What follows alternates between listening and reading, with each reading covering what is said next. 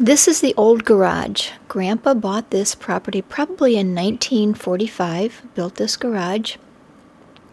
He was a mechanic, but before he was a mechanic, he was a jack of all trades.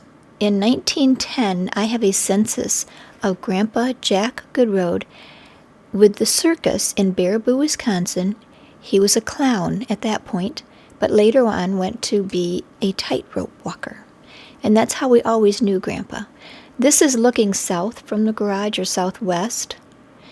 This garage was replaced in 1963, I believe. Well, it was added on to. My grandfather was married for the third time to my grandmother. He was quite the guy when he was with there's Grandma's house and Shep. Cheryl, remember Shep?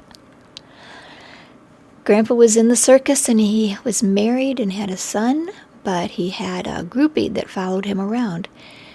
This is South Haven. Nope, sorry. This is Muskegon. This big ship came from, there's David, and I think that's Bob, but I'm not sure. Brother David, Brother Bob.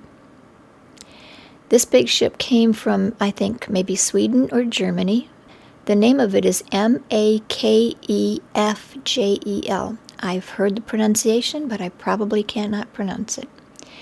This ship came to the Muskegon Harbor and ran aground on some type of sandbar. And the authorities said it has to go or we're going to scuttle it. Now, how you would scuttle a huge ship like that is beyond me, but they were going to do something if we didn't. My dad, who was a scuba diver, as some of you may remember, Cheryl, I know you do, was called in with his team to check out and see what kind of damage was done to the hull of the ship, to see if it did get moved, if it was still seaworthy. Then they took some tugs and just slowly worked it off of the sandbar. My dad, who loved to take movie pictures, took pictures of this. I don't think that's my dad there. It doesn't really look like him. This is the Muskegon Harbor. Not all that interesting, but there it is.